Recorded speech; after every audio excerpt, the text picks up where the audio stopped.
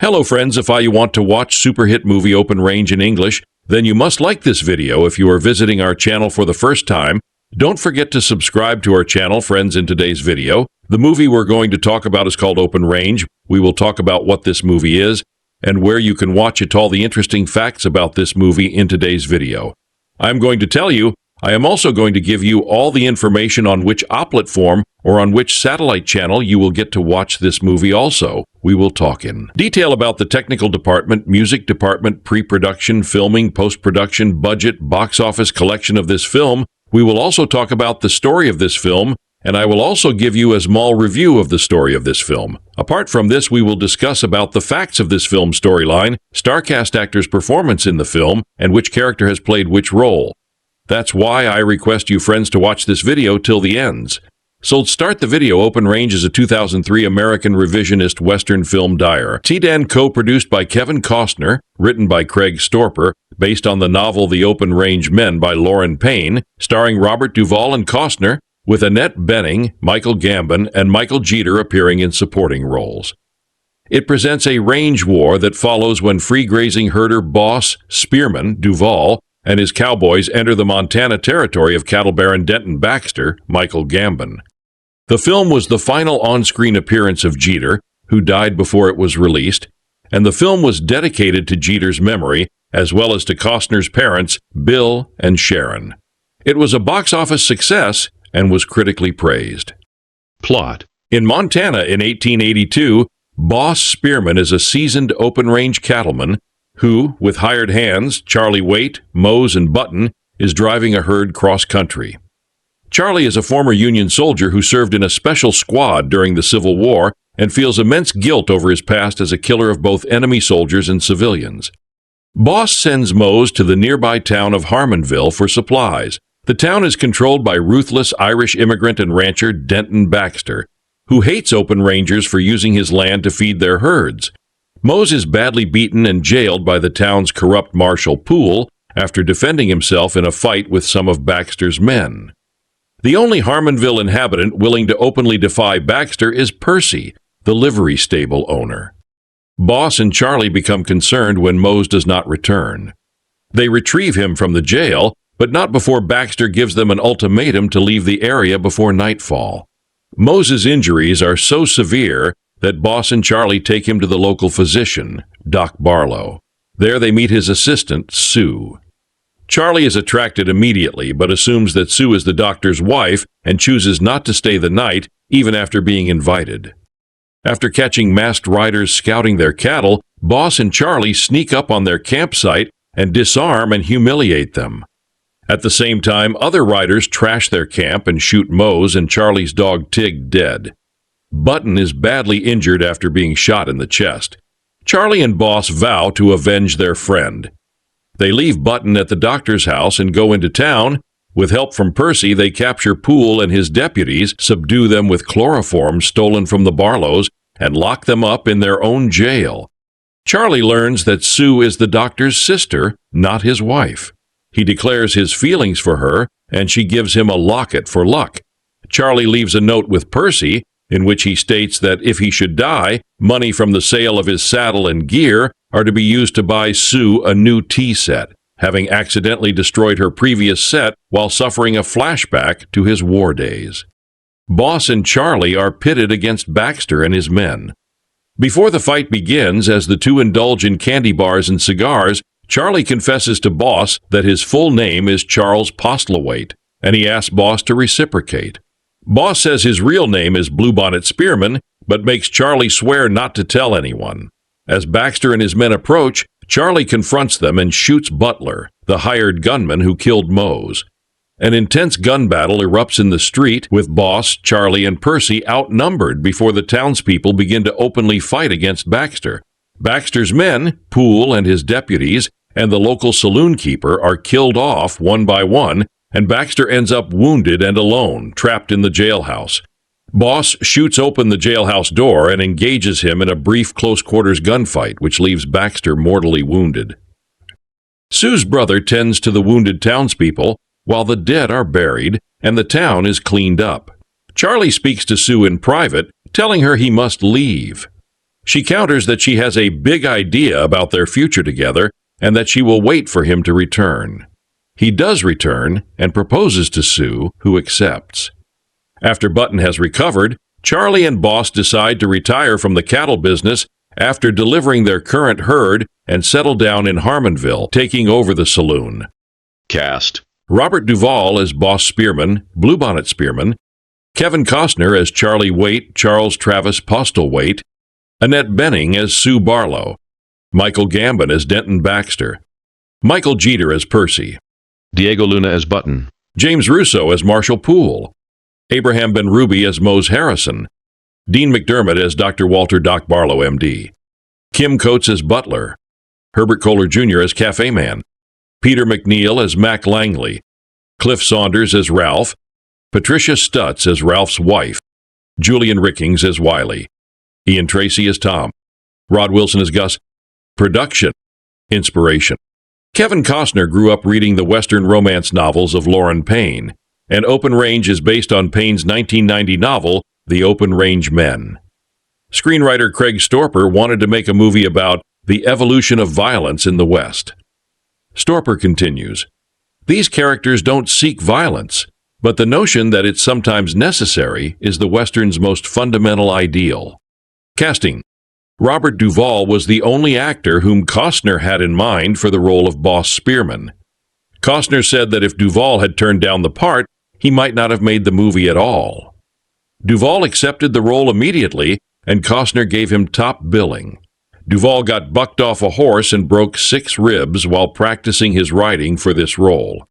On the audio commentary for the DVD of the movie, Costner remarked that he cast Abraham Ben-Ruby as his way of apologizing for his being cut from Costner's previous movie, The Postman. Filming. Cinematographer J. Michael Muro was handpicked, citation needed, by director Kevin Costner for his work on Dances with Wolves. The movie was filmed on location on the Stoney Indian Reserve in Alberta, Canada. Clayton Lefthand of the Stoney Sioux First Nations worked as a film liaison.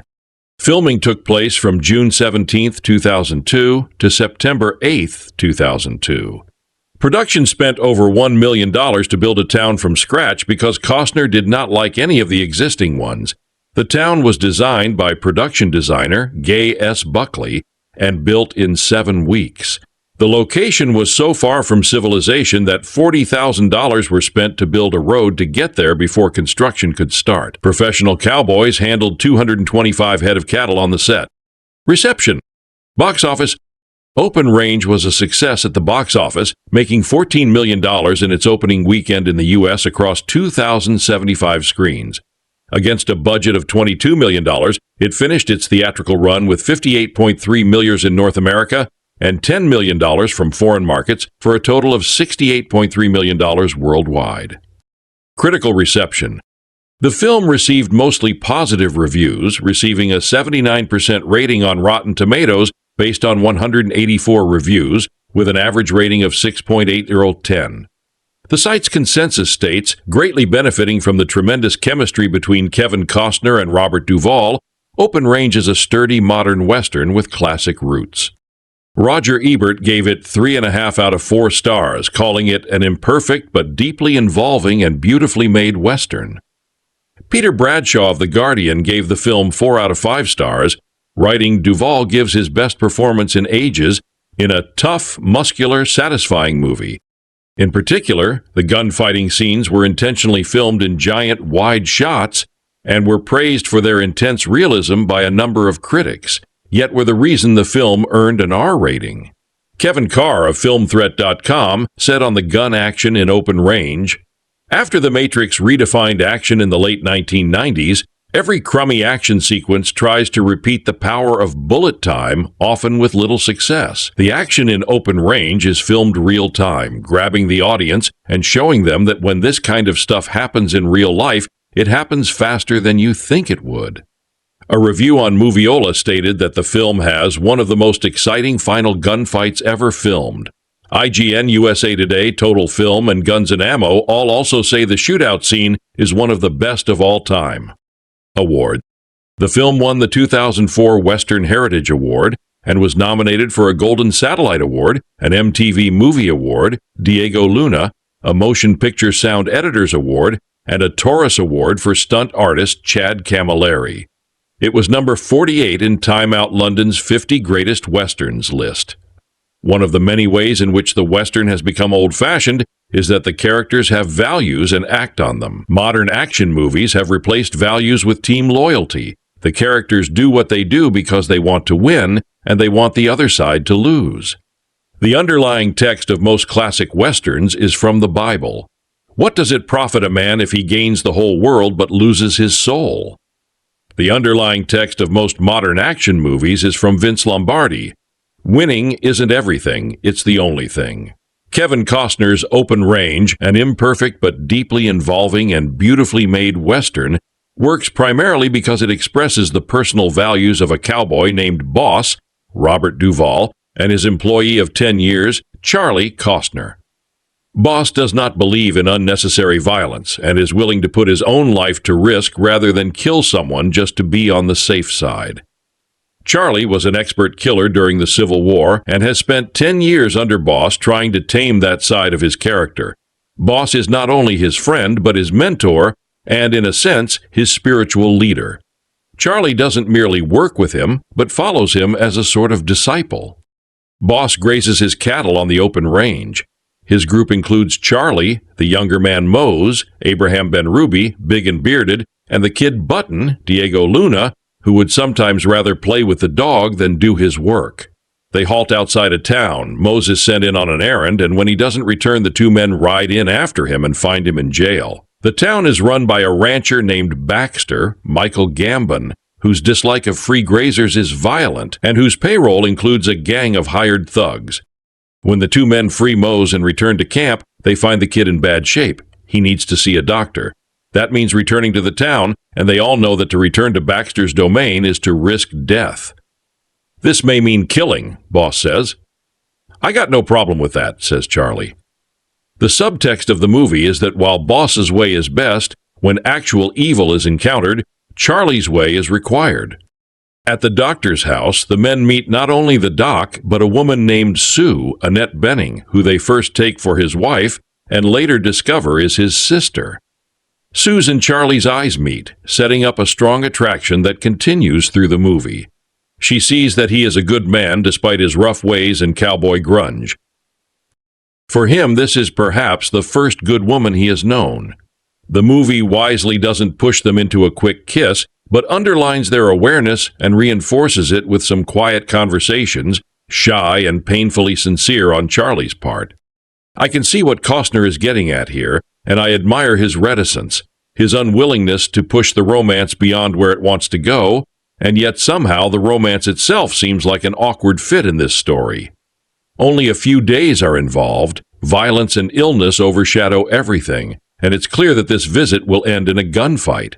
The romance, sweet and well acted as it is, seems imposed on the essential story. The town is thoroughly cowed by Baxter. But the townspeople behave differently than they do in many westerns, where gunfights are treated as a spectator sport. People in a settlement this size know everything that's going to happen, and as the showdown approaches, they get out of town, climbing the hill to the safety of the church. Afterward, they gather again to study and deal with the dead bodies. Costner says he saw that detail over and over in old photographs, although in many westerns, bodies seem to disappear after they serve their purpose as targets.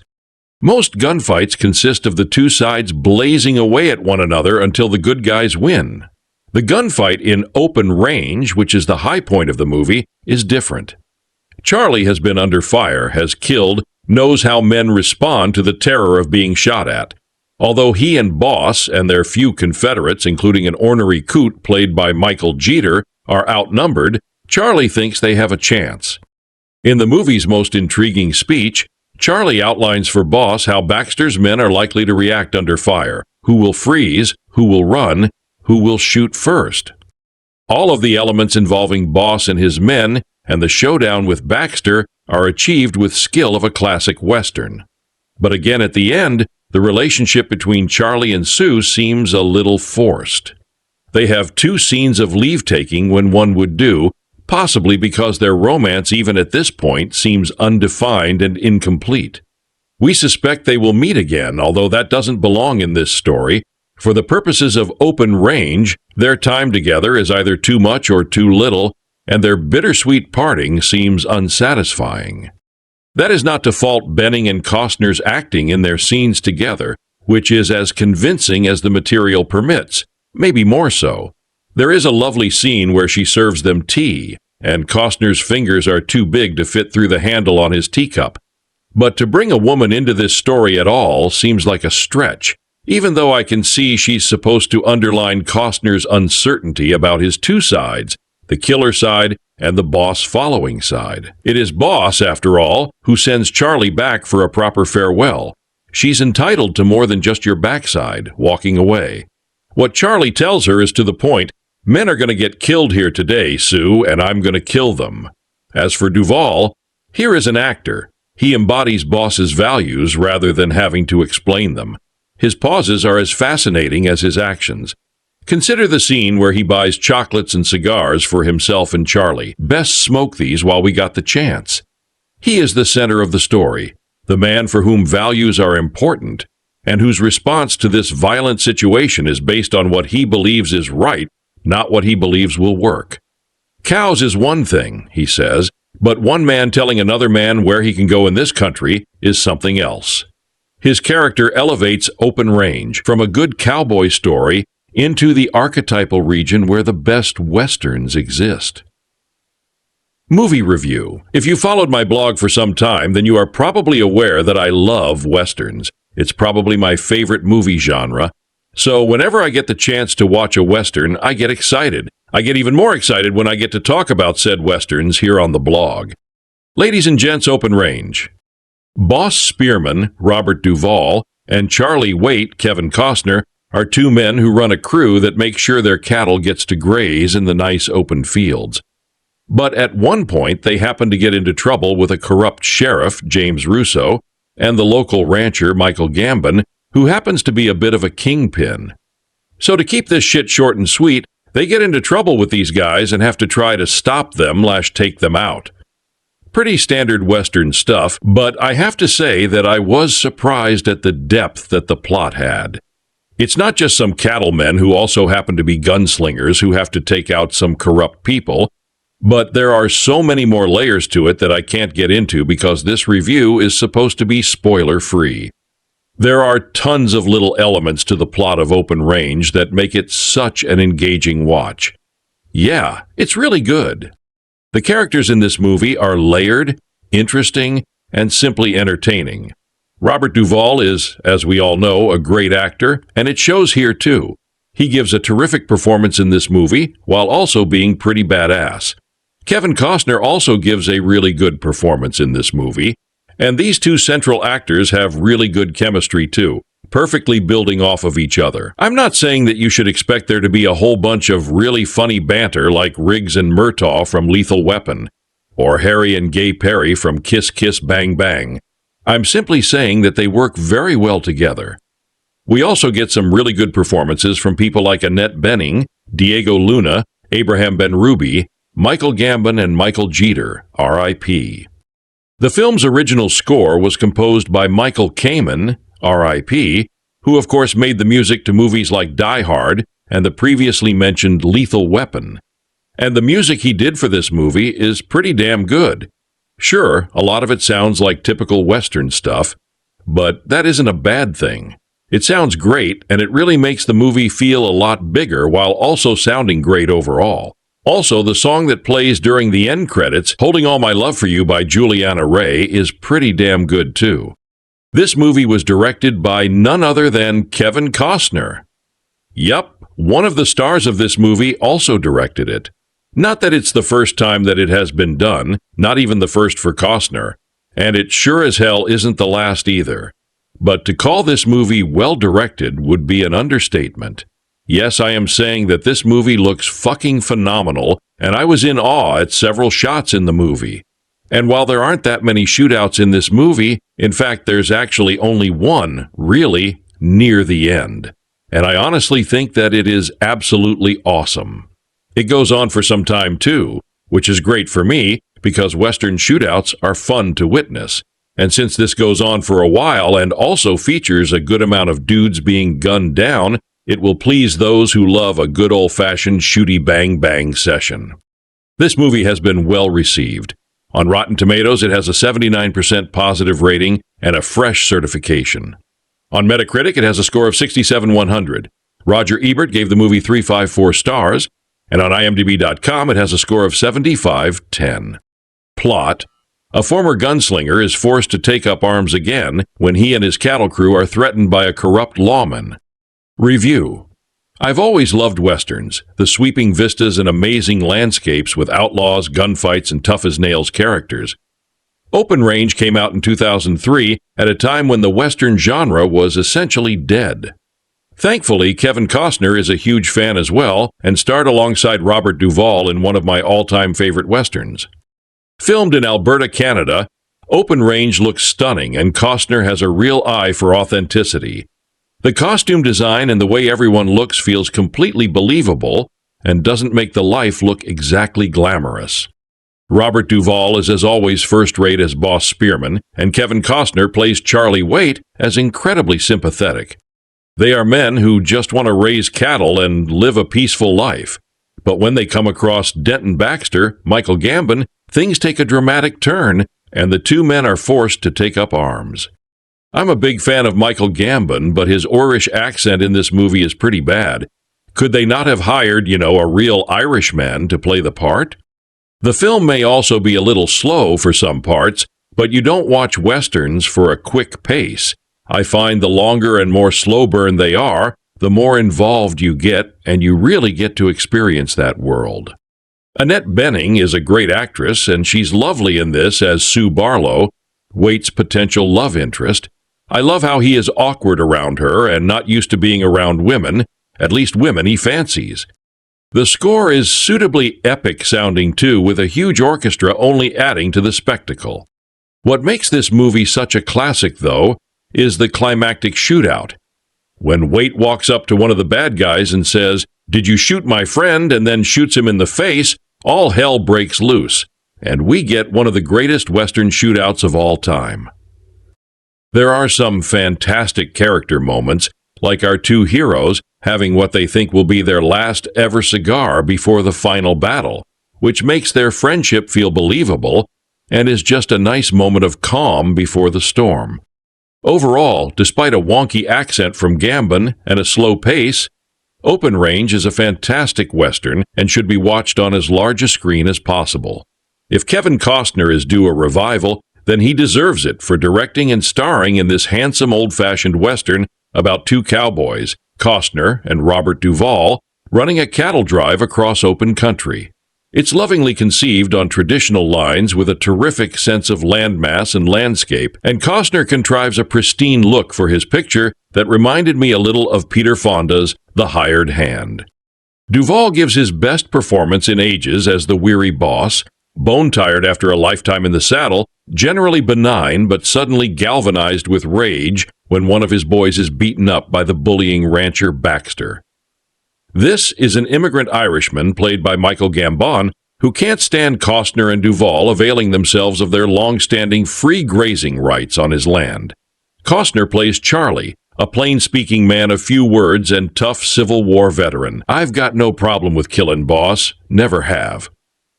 Open Range has some pretty explicit, brutal scenes as Boss and Charlie carry out punitive raids on Baxter's men under cover of darkness. In the local town, these two cowpokes are fish out of water, notwithstanding the fact that it's hardly a sophisticated place. In the driving rain, the main street turns into a teeming river, and they have to manhandle a plank to get them across to the nearest cafe. And it's in this lashing rain that Costner produces a wonderful scene when the rudimentary wooden frame for an unfinished building suddenly subsides in the swamp and lurches out in a crazy angle in the street. Much later, in bright sunlight, the two men are to march past this same ruined structure on their way to a gunfight. It's an elegant Syria-comic touch. There are more familiar archetypes: the gnarled and bald-headed old fellow who helps our heroes out of sheer grizzled decency, and the doctor's attractive sister Sue, played by Annette Bening, who is to lasso Kevin's heart.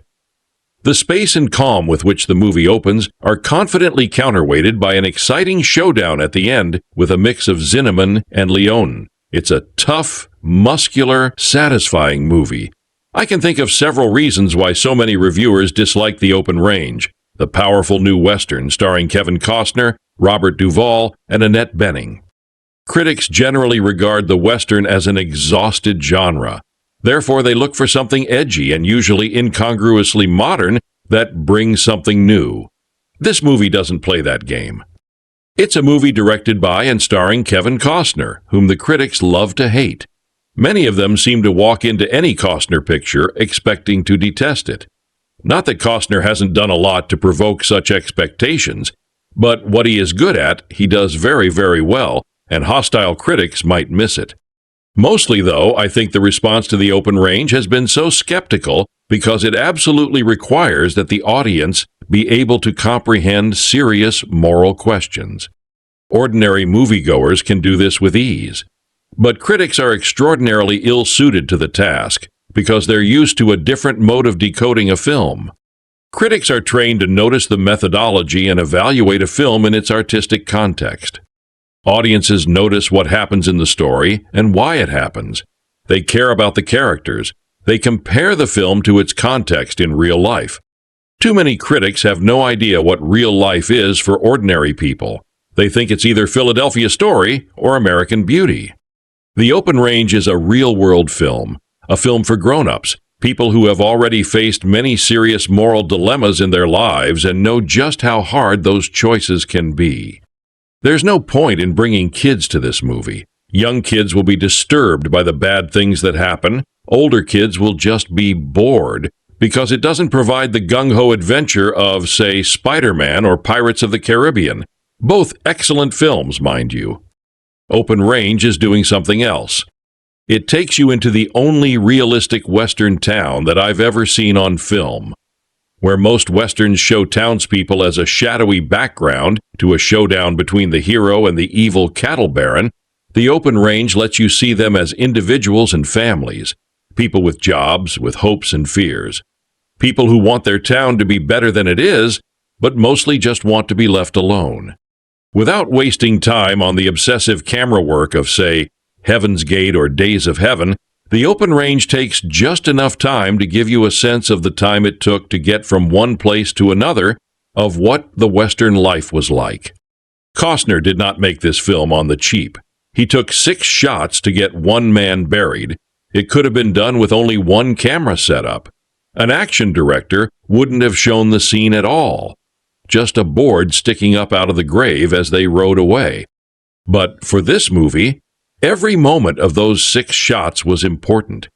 We saw that these men cared enough to dig the grave a quarter-mile away so it would be near the base of the only tree. We saw some of their love for a good friend, even though they barely allowed any of their emotion to show. We saw how long it took, despite their grim resolve, to move on to the next phase of their struggle, including getting another of their companions to a doctor. It was a reticent society, where people didn't burden each other with every detail of their feelings or their past history until it became important. A man wouldn't think of spending a night in a single woman's house. It would hurt her reputation. 2 men could be friends for 10 years and not know each other's real names or the most agonizing memories they carried around with them. And yet it was an extraordinarily open society, too, in another way. Trust could be formed immediately, and when a man called you his friend, it meant something. A woman can say, "I've had a lot of disappointments in my life," and her man can answer her, "I won't be one of them," and you know that he means it, that he'll keep his word. To some critics, I think this feels like Fantasyland. To me, it felt a lot more like home, like the world I've been living in, off and on, throughout my life. Most of the people I know do keep their word, especially to their wives and husbands, but to their children and family and friends as well. Most of the people I know don't seek celebrity among strangers, but instead look to earn the trust and respect of the best people they actually know. There are other societies and other sets of rules, and at times I have to go out into that stab-you-in-the-back, what's-in-it-for-me society. And I know that there are lots of folks who never escape from that darker world, in many cases because they carry it with them, being themselves untrustworthy, fame-hungry, and inconstant, so they see only those traits in others. Some people fling the label cliched or sentimental at a movie that shows good people who aren't hypocrites, who are trying to learn how to be better human beings, who do brave and decent things, and sometimes terrible things, when the need is great. A movie like this isn't cliched or sentimental, it's civilized. Movies like this promote the values which, if people believe in them and try to live up to them, help preserve civilization, and more to the point, make a civilization worth preserving. The funny thing is, the edgy movies, the cynical ones that see only darkness, movies like American Beauty and The Hours and About Schmidt and The Piano, to cite four of the most prominent and loathsome of them, are virtually unwatchable, like taking really nasty medicine for 120 minutes at a time, only to find out that it's the medicine itself that's making you sick. While the real medicine, the stuff that can heal wounds and sicknesses, personal ones and societal ones, can be presented beautifully, movingly, with great humor and warmth, like The Open Range. I'm not a fan of Annette Bening, but in this film she is strong and real and warm. Kevin Costner has a limited range as an actor, but it suits this character and this movie perfectly. Robert Duvall is a miraculously good actor who has always had the gift of showing love without seeming unmanly. Together with an extraordinary supporting cast, including the great character actor Michael Jeter, who died before this film was released, they create a world full of danger, with terrible choices to be made, but wonderful ones too. I was not bored for a moment in this movie. I cared, I believed, I understood. My wife and I went back and saw it again the next day, and loved it even more the second time. It is possible to read this film as some kind of allegory of the recent war in Iraq. Resist the temptation to interpret the film that way. Instead, simply recognize that some of the grown-up moral dilemmas these people face are the kinds of dilemmas faced by societies that must choose whether or not war can be or should be avoided, and how to wage a war if war should come. In other words, this film is about big, real, important human issues, and so it's bound to overlap with events in the real world. But if you watch this film looking only for allegorical correspondences with the war in Iraq, you'll find them, plenty of them, but you'll miss most of the movie. An Old West historian takes a look at select scenes from Kevin Costner's Open Range, praising their historical accuracy. Released in 2003, Open Range stars Costner as Charlie Waite, a former gunslinger who must return to his old violent ways when his cattle crew is threatened by a corrupt lawman. The film, which was well regarded by critics at the time, also stars Robert Duvall, Diego Luna, and the late Michael Gambon. In a recent video for Insider, real-life cowboy and historian Michael Grauer judges Open Range for its historical accuracy, finding that Costner's film gets a lot right. Grauer praises the film specifically for its depiction of what life was like as a cowboy and his cattle, but the film's depiction of corrupt lawmen is also true to life. Check out select comments from Grauer below, as well as his score for the film out of 10. Open Range gets a lot right when it comes to historical authenticity, but it's also an entertaining film that fared well with both audiences and critics. The positive critical response is summed up by the film's respectable 79% Rotten Tomatoes score, and the audience score is even higher at 84%. Open Range, like Clint Eastwood's Unforgiven, is a revisionist Western, but the movie also wears its classical influences on its sleeve. The film was widely praised for its strong storytelling and the compelling chemistry between Costner and Duvall. Open Range was a box office success at the time, and it's also frequently cited as a highlight of the genre today. Made on an estimated budget of $22 million, Costner's film ended up grossing $63.8 million at the worldwide box office. This total comprises $58.3 million domestic and only just under $10 million internationally, but such a stark split isn't unusual for Westerns. As can be seen with multiple Westerns in the 2000s, the genre is just not as appealing to audiences overseas. Costner, of course, recently took another crack at the Western genre with his first Horizon and American Saga movie, which he also directs and stars in. This movie, however, has been met with more mixed reviews and has been a major box office disappointment, failing to get anywhere close to Open Range's worldwide total. While his latest Western venture may not be a success, Costner's work on Open Range has evidently cemented the film as a crucial entry in the genre. Western fans with a hankering to see one the way they used to make them will get a pleasurable eyeful in Open Range, an intensely scenic, refreshingly humanistic odor that dares to be sincere and open-hearted. Kevin Costner returns to the genre in which he scored his Oscar-winning success with Dances with Wolves 13 years ago, but without the sense of preening self-importance that could be found in that film, as well as in his second directorial outing, The Postman. The nostalgia factor, some supportive reviews, and good word of mouth among a public left unserved by most summer films could generate nice theatrical and later at-home biz. So antithetical to prevailing fashion is Costner's approach to filmmaking. He clearly loves the open air, allows his story and characters the time to breathe, believes in subtext, and injects gentle comedy whenever possible. That, after Clint Eastwood, he almost seems like the last classical director in Hollywood. Certainly, all his points of reference for this film lie far in the past. Open Range consists of major slices of Shane, Gunfight at the OK Corral, High Noon, Rio Bravo, El Dorado, and Red River, as well as TV's Lonesome Dove and Eastwood's own Unforgiven. But these are hardly bad examples to emulate. And while Costner may not be Howard Hawks, John Ford, or George Stevens, he has evidently absorbed enough from them and others to create a reasonable facsimile of a typically likable and well-carpentered Western. In Open Range, Costner continues to work on a large canvas as in his first two films, but narrows his focus to relate a familiar but genuinely involving story about some independent-minded cowpokes up against some baddies who want to fence them in or worse. Lead Partners are two saddle tramps who, as of 1882, have been pushing cows across the plains together for a decade. Boss, Robert Duvall, is an aging sage of the frontier, a man who's seen it all, knows right from wrong, accepts his admittedly melancholy lot in life with grace and humor, and fully merits his name by virtue of an indisputable sense of authority. Costner's Charlie habitually defers to his elder, as Costner himself does by modestly taking second billing, despite his equal competence and undoubted physical superiority. After all the years, they barely need to speak to convey what's on their mind. As Boss freely admits, they have no need for a wife or home, we're just like an old married couple.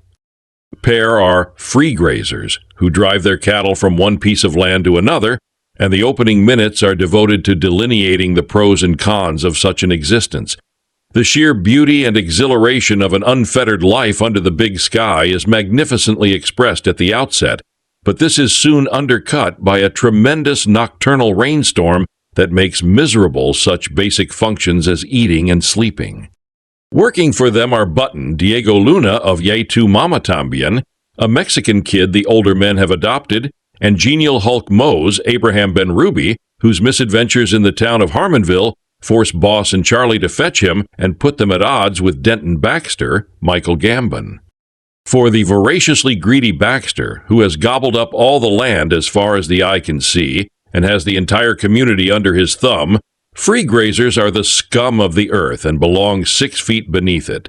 To Boss, it's the ultimate affront that one man can tell another man where he can go in this country. So it's war, but one that proceeds in curious fits and starts, with tentative initiatives and improvisations that produce results which are alternately tragic, life-enhancing, and humorous. After Boss and Charlie assault some of Baxter's goons at a campfire in a brutal scene, Mose is killed and Button is severely wounded, forcing a trip back into town to the doctor, where the woman of the house is Sue Barlow, Annette Benning.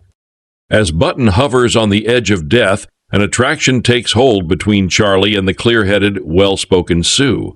But since Charlie assumes she's the doc's wife, and he's too reticent to ask if that's the case, nothing happens for a long time. Meanwhile, the men head for Main Street in the middle of another, fiercer storm to take the temperature of the town. Sensing some potential support for their cause, the two old hands begin to lay the groundwork for their inevitable showdown with Baxter and his henchmen.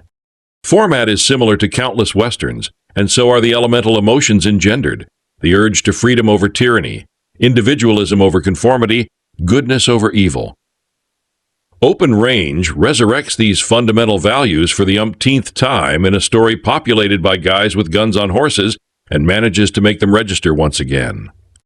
Through the film's long middle stretch, Costner and first-time screenwriter Craig Storper, working from a novel by the late Lauren Payne, inject layerings of ambiguity about the characters' likely dead-end lives. Boss seems to have passed the point of having any future, while Charlie, who after the Civil War worked as a hired gun just like the ones he's now trying to kill, confesses to Sue that, "I never thought I'd live as long as I have." For her part, Sue is actually an uncommonly beautiful spinster whose stoical acceptance of her lot doesn't prevent her from acting on her emotions when a rare chance presents itself. Climactic gunfight, for which Boss and Charlie prepare by enjoying Swiss chocolates and Havana cigars, is abrupt, violent, unpredictably paced, and imaginatively staged. Unfortunately, having come this far with such good form, Costner seems not to want to let the picture go, and so extends it through multiple incidents and dialogue-driven scenes to explicitly resolve every last little thing, when a few precisely conceived poetic images in a coda to the main action would have served more effectively. Given the prior dark undercurrents, resolution also feels too blandly upbeat. Some element of regret and bitterness would have provided Pick with more bite and resonance. But even with these drawbacks, the film comes out ahead by virtue of its characters, solid types with whom it's a pleasure to spend time. Duvall is splendid as a grand old man of the range, his iconography developed through previous, sometimes similar roles, giving him instant stature that he turns back on itself through gusto and humor. Pleasingly self-effacing, hardly noble, and quite willing to look his age, Costner seems happy playing second banana through most of the running time, before stepping up in the third-act showdown and romance. Okay, I have to admit that I was bracing myself for Open Range. I kept thinking, just what we need. Another long-winded Western by falling star Kevin Costner. After a series of bombs, including more than his fair share of failed Westerns, I thought Costner's career was over. However, as the film started to move along, I found myself liking it. As things built to the climax, I found myself liking it a lot. By the end, I was thinking, this is probably one of the best Westerns made since Kevin Costner first hopped on a horse in Silverado. The story is actually pretty simple. Boss, Robert Duvall, and Charlie, Kevin Costner, are free-range cattle drivers moving through the open West. When they get a little too close to a small settlement, the evil rancher Baxter, Michael Gambon, sends out his roughnecks to cause some trouble. In typical Western fashion, Baxter has the marshal in his pocket and owns most of the town. When Boss and Charlie head into town to seek justice, they find themselves fighting a war against Baxter in a scared town that desperately wants to be free. One of the strongest choices Costner made was to not make himself the main lead. While his character is the focus at many points, including as the romantic lead against Annette, the real workhorse that carries the film is Robert Duvall. Costner has an affinity for dark, brooding characters, and Charlie is no different. But what makes Open Range different is that he's not really the hero in the traditional sense. Boss is the moral center of the cattle drivers, and he doesn't hesitate to set things right with Charlie. However, when things get ugly, Charlie's checkered past comes in quite handy. Open Range is a throwback to the traditional Western. Like Pirates of the Caribbean, which was loaded to bear with pirate cliches, Open Range has every hack element of a Western. The lonesome strangers, the evil marshal, the town living in fear, the explosive gunfight, the bad guys in black hats rustling cattle. And like Pirates, Open Range treats these cliches with respect, knowing full well that the concepts aren't original, but that doesn't mean they don't work. I have the feeling that the studio exerted some muscle on Costner and reined in his ego in the editing process. Some scenes, especially in the beginning, seem to end in the middle of dialogue and trickle away as if there was about an hour of exposition left on the cutting room floor. Not that this is a problem, really. Costner has always been in dire need of someone to trim down his films. Even his Oscar-winning Dances with Wolves dragged, and his flop The Postman could have been a really good movie if they had just cut an hour or so from its reels. On a filmmaking standpoint, it is incredibly refreshing to see that Costner resisted the urge to use slow motion in the action sequences. After The Matrix redefined action in the late 1990s, every crummy action sequence tries to repeat the power of bullet time, often with little success. The action in Open Range is filmed real time, grabbing the audience and showing them that when this kind of stuff happens in real life, it happens faster than you think it would. In many ways, Open Range deals with a lot of the same themes as Clint Eastwood's Unforgiven, including the heroes trying to hide a soiled past. However, Costner executes this much better, building the action to a powerful climax of raw, unapologetic, visceral rage. Of course, Open Range is not without its faults. Sure, it drags at some points in the first act, and the last 10 minutes could have been considerably shortened. Annette Bening's storyline isn't all that compelling, although I can see the reason they put it in, to attract a female crowd. But in light of Costner's track record, these elements are easily to swallow, and like any really good film, Open Range gets better the deeper you get into the story. It is the kind of Western that plays as a fitful anachronism in today's cinema.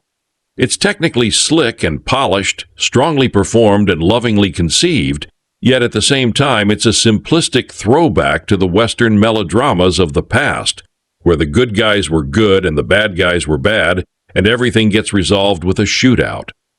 Open Range is a 21st century movie with its mind and heart stuck in the 1950s. It makes perfect sense that this lumbering, earnest epic is the third directorial work by actor Kevin Costner, as it has many of the trademarks of his previous two films, the not quite as good as we thought Oscar winner Dances with Wolves, and the not as bad as its reputation flop The Postman. A good heart, some striking images and performances, and the pace of a glacier.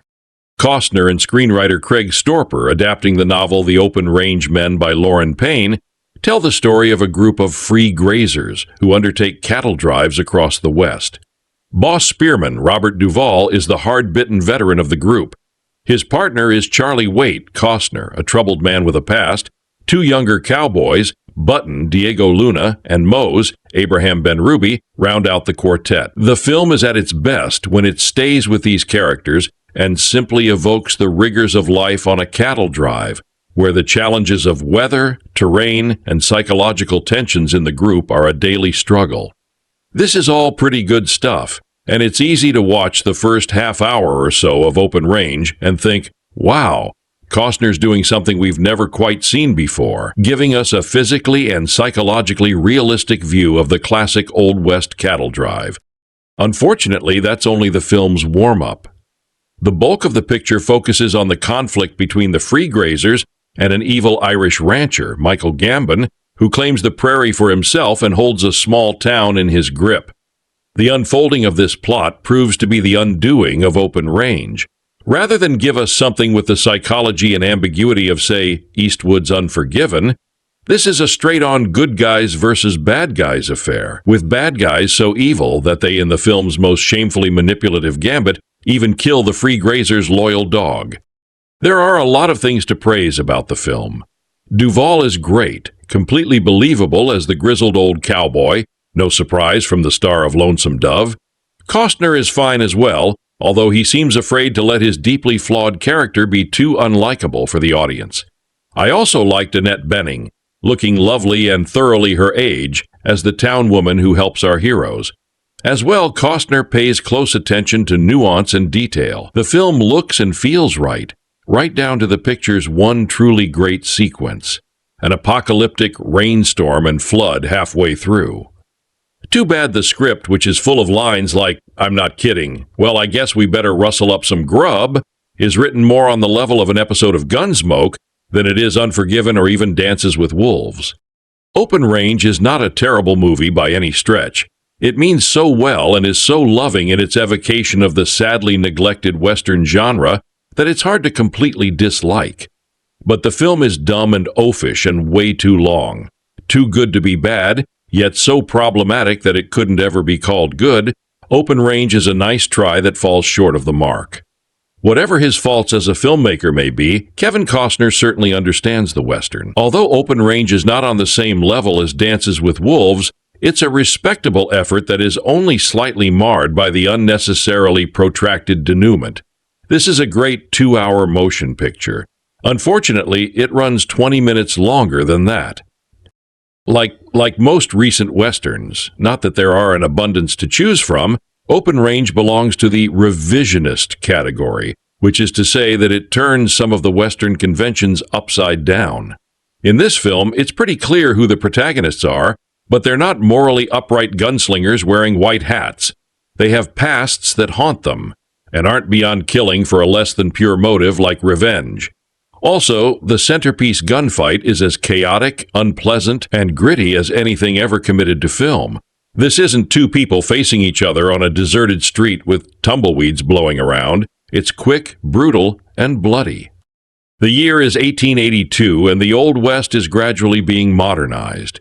The frontier, like so many other things, is becoming a relic of the past.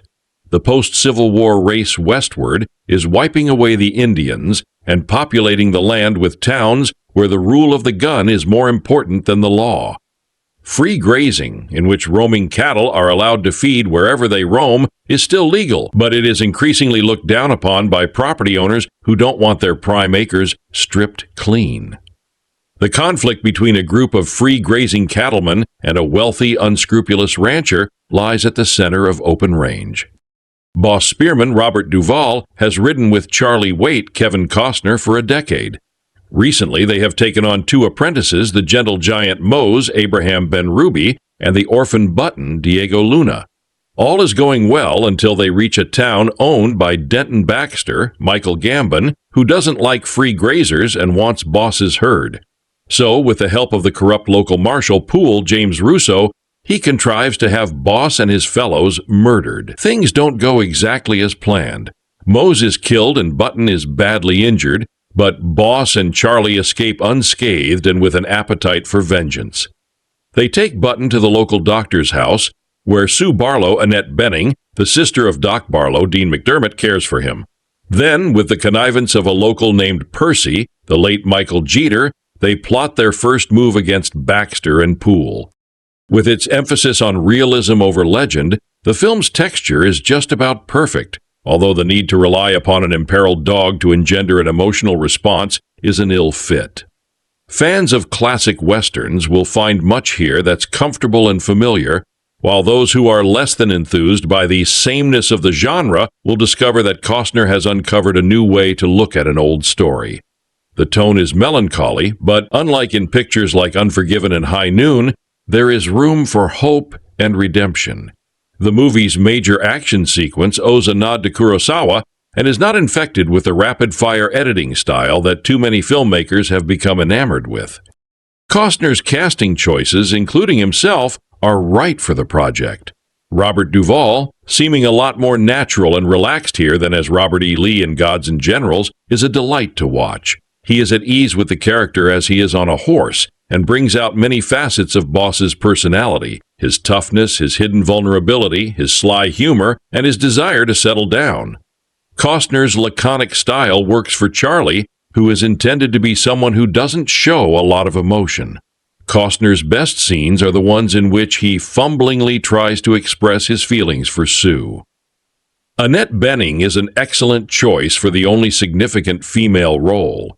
Although Sue never develops into much more than a love interest for Charlie, Benning beefs up the part by doing a lot of acting with her eyes and expressions, stuff not in the script. As always, when he puts on a black hat, Michael Gambon plays a deliciously evil villain, and Michael Jeter, in one of his best as well as his last supporting parts, steals several scenes. There's something a little old-fashioned about Open Range, despite its modern approach to Western motifs. The cinematography is gorgeous and could have been lifted out of a John Ford picture. Michael Kamen's score doesn't equal John Barry's work for Dances with Wolves, but it's adequate for its purposes. Most importantly, however, Costner shows that it was more likely the self-indulgent The Postman, not Dances with Wolves, that was the fluke. In what has been a lackluster and disappointing movie season, Open Range represents one of the best mainstream cinematic experiences to be had. The showdown with Baxter are achieved with skill of a classic Western. But again, at the end, the relationship between Charlie and Sue seems a little forced. They have 2 scenes of leave, taking when one would do possibly because their romance, even at this point, seems undefined and incomplete. We suspect they will meet again, although that doesn't belong in this story for the purposes of Open Range, their time. Together is either too much or too little, and their bittersweet parting seems unsatisfying. That is not Default Benning and Cner acting in their scenes together, which is as convincing as the material permits. Maybe more so, there is a lovely scene where she serves them tea, and Costner's fingers are too big to fit through the handle on his teacup, but to bring a woman into this story at all seems like a stretch, even though I can see she's supposed to underline Costner's uncertainty about his 2 sides, the killer side and the boss following side. It is Boss, after all, who sends Charlie back for a proper farewell. She's entitled to more than just your backside. Walking away, what Charlie tells her is to the point men are going to get killed. Here today, Sue, and I'm going to kill them. As for Duvall, here is an actor. He embodies boss values rather than having to explain them. His pauses are as fascinating as his actions. Consider the scene where he buys chocolates and cigars for himself and Charlie. Best. Smoke these while we got the chance. He is the center of the story, the man for whom values are important and whose response to this violent situation is based on what he believes is right, not what he believes will work. Cows is one thing, he says, but one man telling another man where he can go in this country is something else. His character elevates Open Range from a good cowboy story into the archetypal region where the best westerns exist. Kevin Costner's Open Range is a welcome return to the Western, and more specifically to the romantic West. It's a place where the good guys are gentlemen and believe in things like chivalry, good intentions, justice, freedom, and love. So, maybe the last one seems a bit out of place, and really, that is the one clear and disappointing flaw with the film. Otherwise, Costner is at the top of his game, both behind and in something of a rarity in front of the camera. The characters of the romantic West say little but reveal much in their silence. They have secret pasts that present events are sure to uncover. They don't take guff from anyone. And if the system's broke, you'd better believe they're aiming to fix it. This kind of material fits comfortably, perhaps a bit too comfortably. It's a double-edged sword. This level of familiarity on one level, the images, characterizations, setting, and atmosphere all have a history and are more effective and at times powerful because of it. But on another, the outcome is never fully in doubt. Screenwriter Craig Storper, working from a novel by Lauren Payne, maintains a deliberate focus on his 2 central characters, and in the process gives us people who are more variable than the story they occupy. Times are changing for free rangers, like Boss Spearman Robert Duvall and Charlie Wade. Seen that way of life is slowly coming to an end with the rise of ranches and businessmen. So as Boss Charlie Button, Diego Luna, and M. Abraham, Ben Ruay journey across the Open Range to drive cattle. They come across a bad storm that holds them at bay for a couple of days. Most goes to a nearby frontier town to gather needed supplies. But as the remaining 3 continue, he doesn't return. Bob, Boss, and Charlie head into the town only to discover that was involved in a fight at the general store, has been severely wounded, and is locked up in the local jail. The town is run by rancher Denton Baxter, Michael Gambon, and the figurehead Sheriff Poole James Russo, neither of whom takes kindly to free rangers and attitudes spread throughout the town. Moses released, and Boss and Charlie take him to the home of Doc Dean, McDermott, and Sue Barlow, and at Benning for mending upon returning to the herd. A group of masked thugs has been waiting in the distance, and eventually The party will come under attack, leaving Mo dead and Button in near-fatal condition. The film is meticulous in its setup, allowing us to indulge in the era and setting senior and first-time. Cinematographer James Miro capture an elegant, idyllic landscape in rich detail. The wide-open spaces are contrasted with the gloomy, typically rainy streets and dark, threatening interiors of the town. The transition between the two moods of the film is subtle, beginning with the silhouettes of the mast as salants on the horizon and moving into a small forested area where they're hiding. As the story returns to the town, it has changed. The rain pours from the roofs. The road is flooded, and the dialogue is almost indiscernible under the noise. There's something almost breathtaking about this image of Boss and Charlie walking down this dirt road in the rain with their guns, because it reminds us of so many other such scenes Monroe uses. Minimal ambient lighting to great effect, with shadows falling naturally upon the proceedings and characters. Sometimes it is only a flash of lightning that allows us to see a character, and then only for a few seconds Costner uses the slow pacing to gradually build suspense from the image of the masked heavies through the rest of story and to its logical conclusion. That conclusion, of course, is a shootout between Boss Charlie Baxter and his men early on in the scene. Our expectations are toyed with when one of the central characters is shot, but when we realize he will still be able to fight and ultimately live the story, becomes reliable again. Either way, it's a great extended action sequence in which we know we're watching professionals. The participants are smart, except for the low-rent thugs naturally watching for shadows on the ground, hiding in buildings, shooting out walls. Costner uses the entire town as the battleground. It's a fierce, violent, and intense sequence, and it even manages to get away with slow motion in its climax. Costner shows himself a master of pacing in this showdown, starting off abruptly and eventually permitting the characters time to regroup. It's typical for a Western to end like this, but the film deserves its shootout because its characters do as well. Beneath the pomp and circumstance of the genre conventions is the story of two friends who intrinsically trust each other despite the fact they know nothing about each other, because they have to, we know. These characters well by the time the finale comes around, even with Storper's sparse use of dialogue. Most of that knowledge comes from the actors, who imbue what little dialogue they're given with wisdom and show us the rest in the gap.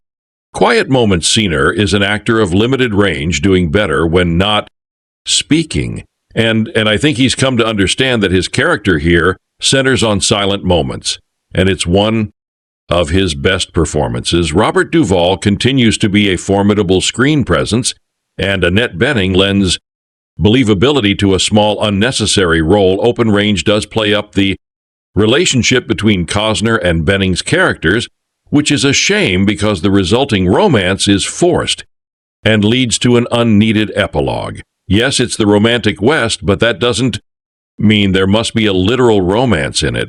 Other information about this film. Western fans with a hankering to see one the way they used to make M will get a pleasurable Eiffel in Open Range N. Intensely scenic, refreshingly humanistic odor that dares to be sincere and open-hearted. Kevin Costner returns to the genre in which he scored his Oscar-winning success with Dances with Wolves 13 years ago, but without the sense of pre-inning self-importance that could be found in that film, as well as in his second directorial outing, The Postman. The nostalgia factor, some supportive reviews and good word of mouth among a public left unserved by most summer films could generate nice, theatrical, and later at-home biz. So antithetical to prevailing fashion is Costner's approach to filmmaking. He clearly loves the open air, allows his story and characters the time to breathe, believes in subtext, and injects gentle comedy whenever possible. That after Clint Eastwood, he almost seems like the last classical director in Hollywood. Certainly all his points of reference for this film lie far in the past. Open Range consists of major slices of Shane gunfight at the OK Corral High Noon, Rio Bravo, El Dorado, and Red River, as well as TV's Lonesome Dove and Eastwood's own Unforgiven, but these are hardly bad examples to Emil. And while Senner may not be Howard Hawks, John Ford, or George Stevens, he has evidently absorbed enough from them and others to create a reasonable facsimile of a typically likable and Carpentered Western in Open Rangener continues to work on a large canvas as in his first two films, but narrows his focus to relate a familiar but genuinely involving story about some independent-minded cowpokes up against some baddies who want to fence them in. Or worse, lead partners are two saddle tramps who, as of 18882, have been pushing cows across the plains together for a decade. Boss Robert Duvall is an aging sage of the frontier, a man who's seen it all, knows right from wrong, accepts his admittedly melancholy lot in life with grace and humor, and fully merits his name by virtue of an indisputable sense of authority, Costner's. Charlie habitually defers to his elder, as Costner himself does, by modestly taking second billing despite his equal competence and undoubted physical superiority. After all the years they have, barely need to speak to convey what's on their mind. As Boss freely admits, they have no need for a wife or home.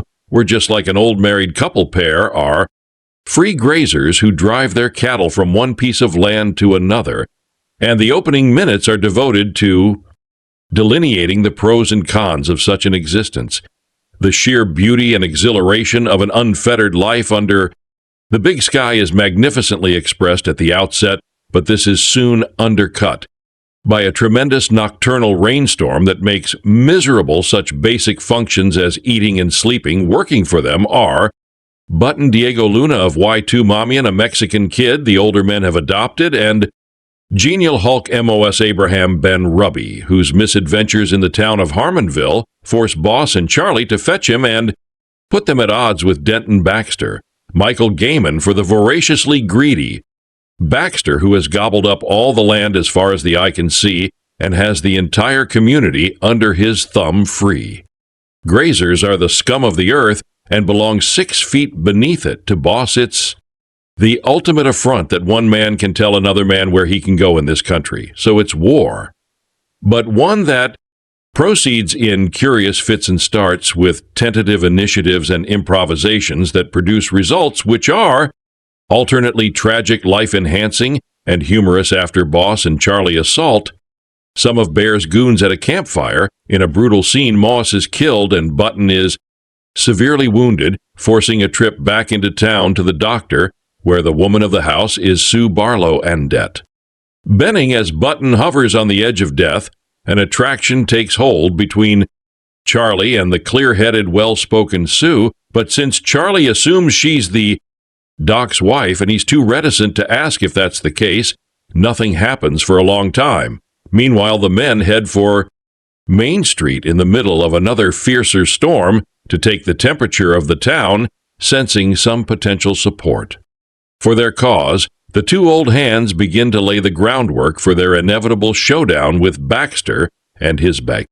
Henchman format is similar to countless westerns, and so are the elemental emotions engendered: the urge to freedom over tyranny, individualism over conformity, goodness over evil. Open Range resurrects these fundamental values for the 18th time in a story populated by guys with guns on horses, and manages to make them register once again through the film's long middle stretch. Scener and first-time screenwriter Craig Storper, working from a novel by the late Lauren Payne, inject layerings of ambiguity about the characters likely dead, and Lives Boss seems to have passed the point of having any future, while Charlie, who after the Civil War worked as a hired gun, just like the ones he's now trying to kill, confesses to Sue that "I never thought I'd live as long as I have," for her part.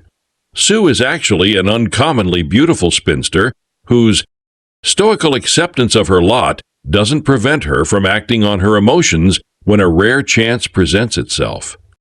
Climactic gunfight for which Boss and Charlie prepare by enjoying Swiss chocolates and Havana cig jars is abrupt, violent, unpredictably paced, and imaginatively staged. Unfortunately, having come this far with such good form, Costner seems not to want to let the picture go, and so extends it through multiple incidents and dialogue-driven scenes to explicitly resolve every last little thing when a few precisely conceived poetic images in a coda to the main action would have served more effectively given the prior dark. Undercurrents resolution also feels too bland, like upbeat, some element of regret, and bitterness would have provided P with more bite and resonance. But even with these drawbacks, the film comes out ahead by virtue of its characters, solid types with whom it's a pleasure to spend time. Duvall is splendid as a grand old man of the range, his iconography developed through previous, sometimes similar roles, giving him instant stir. That he turns back on itself through gusto and humor, pleasingly self-effacing. Hardly noble and quite willing to look his age, Costner seems happy playing second banana through most of the running time before stepping up in the third act showdown and romance Benning. Brings a mature vibrancy to bear on a frontier woman who could be a kissin' cousin to Jean Arthur's ranch wife in the Shane Ben Ruby scores in his limited moments as the doomed M, while Luna spends too much time laid up with life-threatening injuries to display his full thespian energies. Sporting and accent Gambon is at full throttle as the malevolent cattle baron, and James Russo makes an effectively sniveling flunky sheriff in one of his final roles. The late Michael Jedar in full beard is excellent as a serious version of a Walter Brennan character pick. Looks great with James Muro, who has worked extensively with such Helmers as Oliver Stone, James Cameron, and Michael Mann as an operator and Steadicam ace, making an outstanding lensing debut. G. Buckley's production design gives a vivid impression of a new town still very much under construction and creates very inviting cafe and saloon sets Alberta. Locations are Knockout's only grating element is Michael Kamen's score, which swells as often as a pigeon's breast. Kevin Costner's work as actor, producer, and director reminds me of the couplet from an old nursery rhyme about the boy who, when he was good, he was very, very good, but when he was bad, he was horrid. How else to explain his sprightly work in Tin Cup and Bold Durham on the one hand, and his lean Wyatter, not to mention the disastrous Waterworld, on the other? The answer may lie in the fact that when Costner stays in front of the camera and works for someone else, his modest charms can be used to passable advantage, but when he's also managing the production, the results run the gamut from pause dances with wolves to ludicrous. The Postman Costner project always managed to be a bit pretentious and a tad long, as though Kevin just can't quite stifle his urge to linger on the screen past the point of maximum effect. Despite breathtaking cinematography, a highly credible and exciting gun battle, and a fine performance by Robert Duvall, Open Range ultimately succumbs to both of Costner's flaws, draining much of the life out of what otherwise could have been a fine revival of the classic Western Costner and Duvall play, a pair of old saddle TRS moving a herd of beef across open country in the early 1880s with the help of a teenage drifter and an oversized hired hand who gets savagely beaten by thugs working for a local cattle baron because he reacts strongly to the bovine freeloaders grazing on what he thinks should be considered his exclusive domain. When violence erupts, Cena seeks help from a doctor in the town controlled by the cattleman responsible for the mayhem and meets Sue, a woman no longer young, played by Annette. Benning. Escalation ensues, and a final confrontation with the imperious rancher is the inevitable outcome. But it's a damn long time incoming. Steely glances, laconic philosophizing about the lonely life of cowboying, and painfully earnest exchanges between the emotionally blocked Cena and the school marish Benning make you wish the director spent more time on Duvall's impish trail boss and less on the love affair that gets very old before it gets resolved. Sentimentality in a movie isn't a bad thing. Some of the best works of great directors like Separé and Ford have repeatedly demonstrated that it can be both successful and commercially lucrative if properly handled. Those pros, for instance, would have understood Costner's motivations in giving his character a scruffy but lovable old dog as a companion, but having killed him off. Remember John Wayne's dog in Hondo Costner? then has his character rescue a puppy that looks just like you-know-who. That's not sentimentality, it's McKishin. The director cleverly inserts a scene in which he inadvertently breaks some of Benning's best teacups and saucers, causing him no end of embarrassment. What does he do minutes before the gunfight that will probably take his life?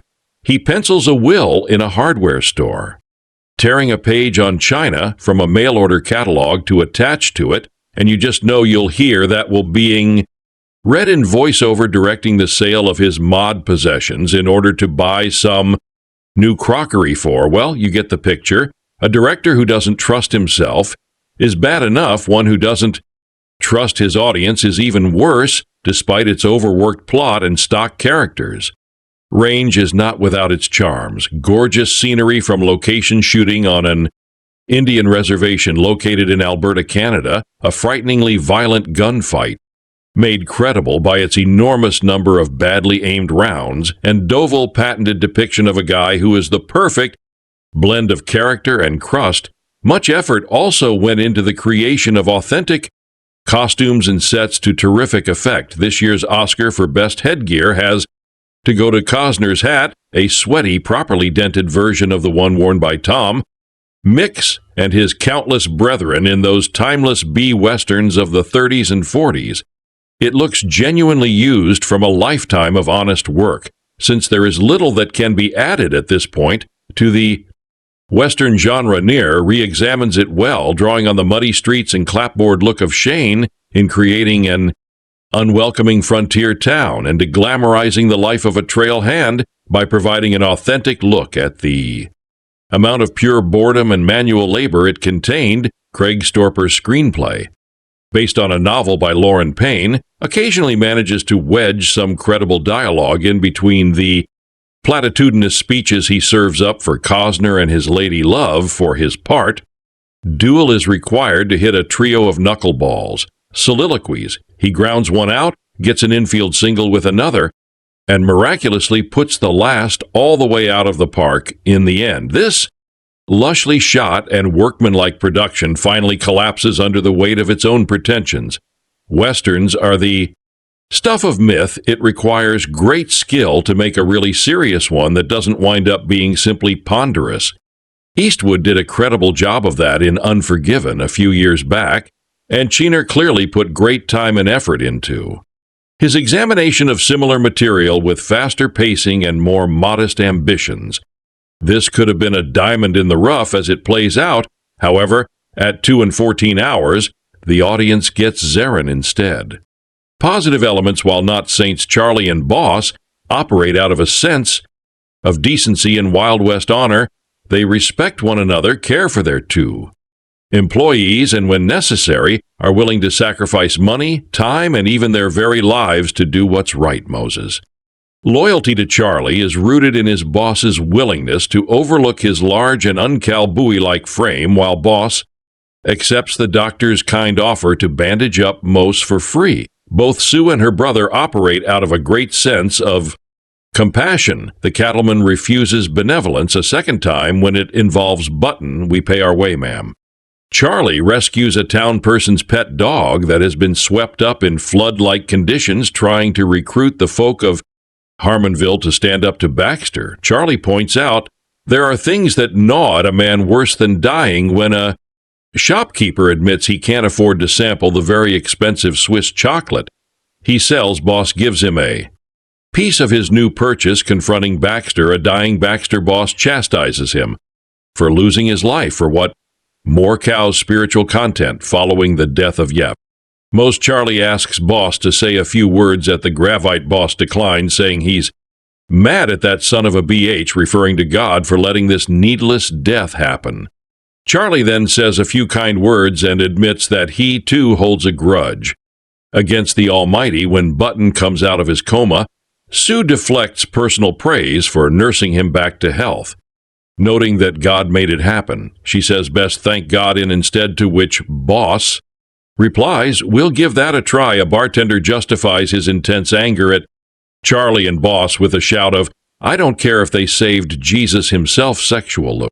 Content on the positive side, Charlie refuses Sue's offer for Boss and himself to spend the night in her spare bedroom, saying it wouldn't look right on the negative side.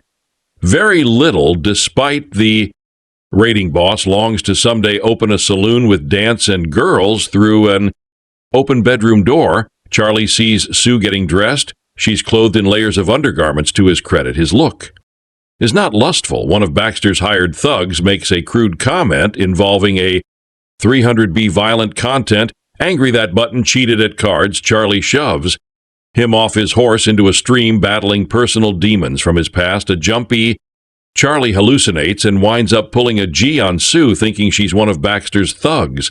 Expensive china gets broken in the process. A bloodied Mo spends the night jailed after being roughed up by Baxter's crew. In retaliation for this act, Boss and Charlie track the thugs down. Boss rifle butts two knees another and threatens to kill them all. Charlie slides a beer mug down a bar counter, sending it into the face of the barkeep. And that's it for the PG violence. The rest, the final gun.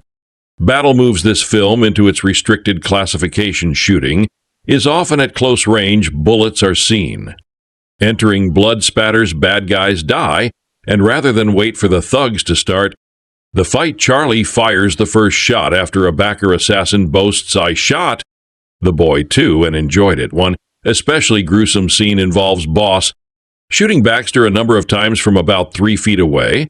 Boss refuses to fire one ass shot that would more quickly end his life, choosing to let him suffer more. Sue slaps the corrupt sheriff, "You're a disgrace, Marshal," from a distance. A group of townsfolk are shown chasing a bad guy, shooting him with rifles, eventually killing him. Crude or profane language to his words, a number of DNS often paired with God, and too disturbing misuses of Jesus' name are joined by other crass expressions, such as numerous uses of drug and alcohol content. Boss frequently smokes before the big showdown. He purchases 3 expensive Cuban cigars to smoke Charlie and the delivery man too, believing it may be their final hour. Charlie chews tobacco and spits a lot. One townsperson smokes a pipe at a saloon. Boss and Charlie order whiskey, downing 2 shots apiece. Patrons drink, smoke, and gamble. Whiskey is also used medicinally.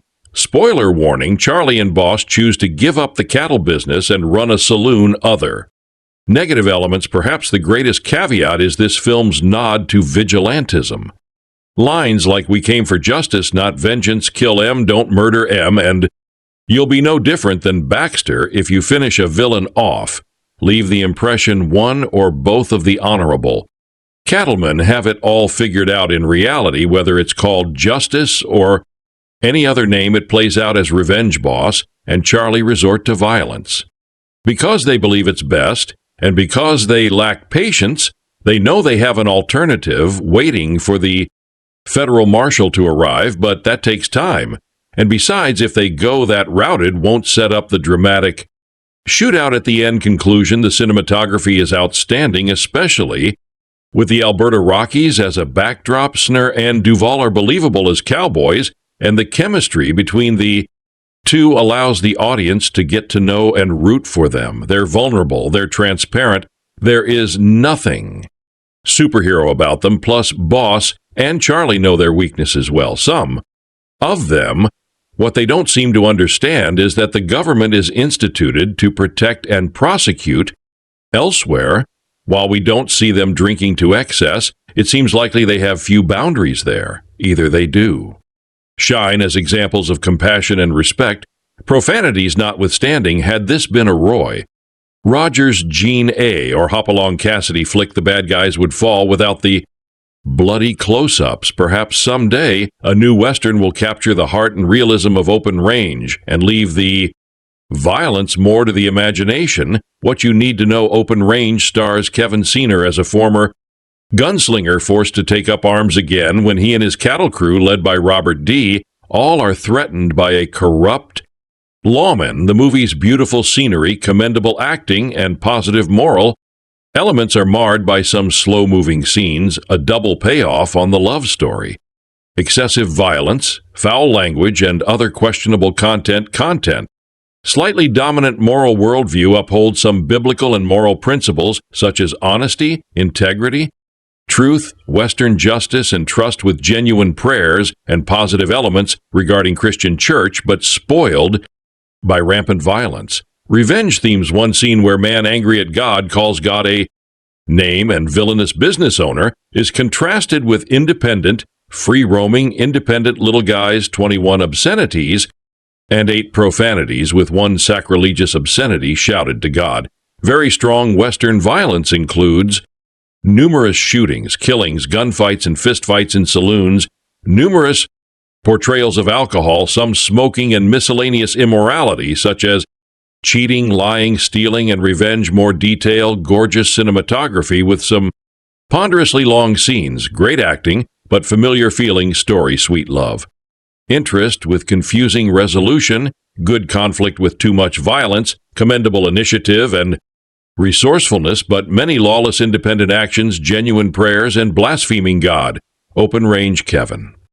Costner's new Western is a mixed bag of production elements and worldviews. The movie begins with Charlie Wake, played by Kevin Senior Boss, played by Robert Duvall, and their 2 cattle crew helpers rounding up horses and cattle on a gorgeous expanse of post-Civil War Western land. The men are free grazers or cowboys who live off whatever land they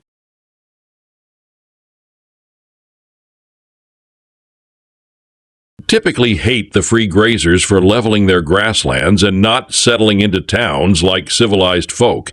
One day, Boss sends his big burly helper Moes into the nearest town to gather supplies. When Moes doesn't come back after 2 days, Boss Charlie and young Button Diego Luna set off to find their companion. Charlie has just chastised Button for cheating at cards, telling him a man's trust is a valuable thing. You don't want to lose it for a handful of cards. When they get to town, they find that Moose has been mercilessly beaten and thrown into jail by the corrupt sheriff and the wealthy corrupt Baxter, played by Michael Gambon, who controls the town. When the men try to spring him, Baxter hisses his disgust for free grazers and threatens them with death if they don't leave.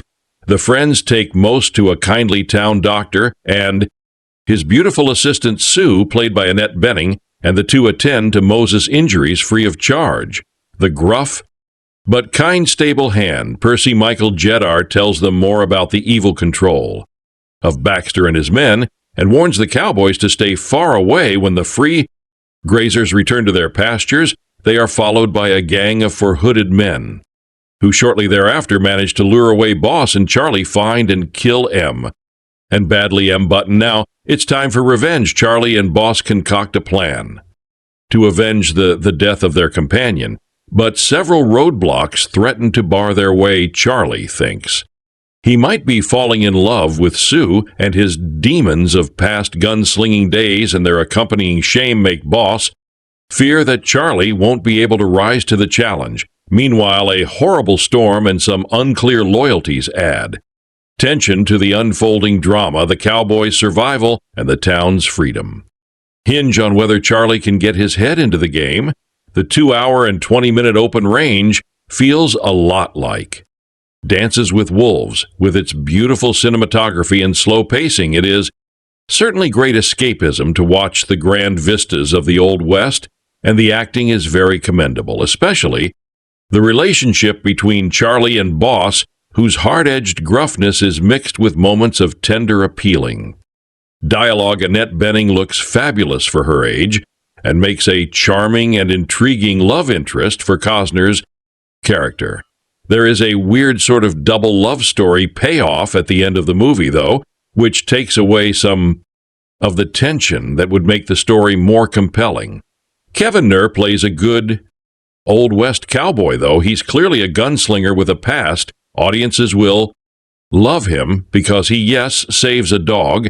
That's one of the oldest tricks of screenwriting to build an audience connection by having the protagonist rescue a dog or kiss a baby. Or is it the other way around? The likable Robert Duvall has such a major role that at times it appears there are 2 protagonists, which presents other story problems. Open Range has a moral worldview. The protagonists clearly value honesty, loyalty, treating women honorably, paying fairly for goods and services, and even praying. There are a couple of rough prayers and a best thank God not me yet. There is also revenge, murder, and even a blasphemous curse to God where Charlie calls God and an SOB.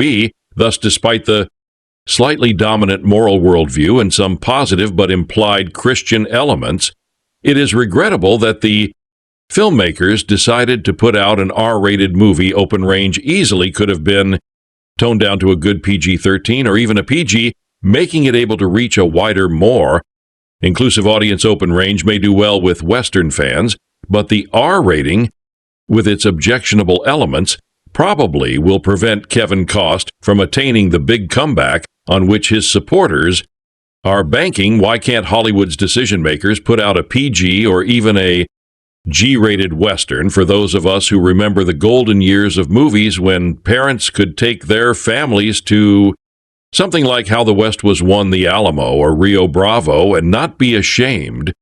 The film makes no concessions to conventional wisdom about modern tastes or expectations. The story begins quietly, with no opening hook, such as an attention-grabbing action scene, and builds slowly to a forceful climax. Devoid of any of the familiar twists of the modern action movie, such as the villain's false death or the hero's superhuman skill and ability to endure punishment, gunplay is largely restricted to a single lengthy sequence, and where in a typical action movie thousands of bullets might be expended without anyone in the audience batting an eye, in this film every bullet counts, and the viewer feels its impact. Costner and Duvall play a pair of free rangers cowboys, whose home literally is the range, and whose itinerant cow-hearing has become, in these post-Civil War days, unpopular with town-based ranchers. With them are a pair of hirelings, massive bear like most. Harrison Abraham, Ben Ruby, the big guy on A, and slight young button Diego Luna Y2. Mamama Tambian boss Duvall and Charlie Costner aren't looking for trouble, but they aren't going to be pushed around either. And when a rancher named Baxter Michael, Gambin Harry Potter's next, Dumore tries to bully them away from the town of Harmonville, which he has in his pocket, right down to the Marshal James. Russo, the Free Rangers are uncowed. Early skirmishes leave them with more than their pride wounded, and they're obliged to seek out the services of the local doctor, Dean McDermott, and his sister Sue, Annette Benning, American Beauty, the latter of whom Boss and Charlie, for some reason, initially assume is the doctor's wife. That's the setup for a simple, uncluttered tale of honor, loyalty, freedom, and frontier justice, padded only by a rather unpersuasive romantic subplot. Veteran cameraman and first-time cinematographer James Mio does a fine job with the sweeping vistas, capturing such unusual images as clouds of insects glowing in the sunset. He and Costner show us unfamiliar scenes of Old West life. A team of cowboys on the range huddled under a flimsy tent during a torrential downpour. A cowboy riding with a young calf flying astride his horse's back as he drives the herd through a deep river. A one-street town still largely under construction, with one half-framed building partially collapsing amid rising floodwaters. Unfortunately, first-time screenwriter Craig Storper, adapting a novel by prolific writer Lauren Payne, is less successful. His script is hampered by clunky dialogue that alternates between wooden cliches. They broke the mold when they made him. Quite a picture. I hear they're worth 1,000 words and solemn platitudes. A man's trust is a valuable thing. You don't want to lose it for a handful of cards mere minutes later in an unrelated moment. I ain't one to take a man's respect lightly. Not that we necessarily want great oratorical skills in our cowboy boys. On the other hand, if the mold really was broken after a particular character was made, we don't need another character spelling it out for us. We can reach that conclusion for ourselves, nor is there anything necessarily wrong with platitudes, but they do start to seem self-conscious when served up too close together. Even the romantic subplot is unconvincing, chiefly because of the dialogue. I could just about buy most of a key exchange between Charlie and minutes before a dramatic confrontation, but later on they have another exchange that goes completely off the rails. Do you know how old I am? Charlie, she asks, adding, I'm not a girl anymore. Has she not noticed Charlie's thinning hairline? He's not exactly a teen heartthrob. Himself, what makes the film more or less work in spite of its creaky dialogue is the sincerity with which it approaches its platitudes, and even its love story boss and Charlie aren't whitewashed. Heroes and their deadly confrontation with their enemies is more than a little tainted by vengeance. Still, it's clear that somebody has to stand up to the murderous backer. No one in town is willing to do it. And federal authority is at least a week away too long for Boss and Charlie's occupation to permit them to wait. It's rough justice, but the only sort of justice that's available. Costner's screen persona is well suited to the laconic Western hero, and he's more than ably supported by Duvall and Benning. Duvall and Costner both inhabit their iconic roles as comfortably and unself-consciously as their dusty buckins. Only Boss briefly displays a moment of self-awareness in which we see him consciously acting the part of the cowboy hero, not just inhabiting it when he turns to Charlie after a dramatic speech in a standoff with the marshal, and asks, eyes twinkling, "What you think of my speech in there? It's my favorite." Line in the film Open Range pays more attention to ethnicity than most Westerns. Button is a Mexican orphan. Moses' name suggests that, like the actor playing him, he's Jewish. Baxter is an Irish immigrant. Religion, though, seems not to matter, even when a liked character who seems not to be a Christian is killed and his friends bury him. They make no mention of his or their religion except to express their anger and defiance toward God for allowing the tragedy later in the film. There's a countervailing moment in which one of the same characters is urged to thank God for another life being spared and expresses some openness to this proposal. Without question, the film's high point is the shootout. Charlie, a Civil War veteran, sets the stage beforehand by sharing with Boss what strategic insights he has. He knows how haphazard and messy the battle will get, but can also predict that not all of the much larger number of opponents coming against them will really have the mettle to stand their ground with the killing begins. Ultimately, Open Range is a bit like Charlie himself, competent, flawed, unglamorous, grim, but not UNH hopeful. It gets the job done. It's not a great movie, but after 10 years since Hollywood's last stabs at the genre, a pair of unsuccessful Wyatt-her movies, including Costner's version released in 1993, only a year after Clint Eastwood's Unforgiven had made Westerns possible again.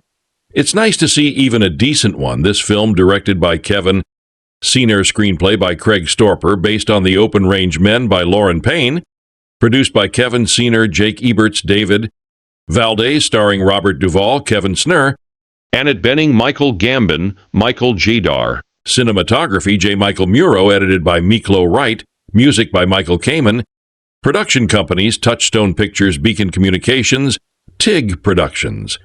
Distributed by Vista Pictures Distribution. Release date August 15th, 2003.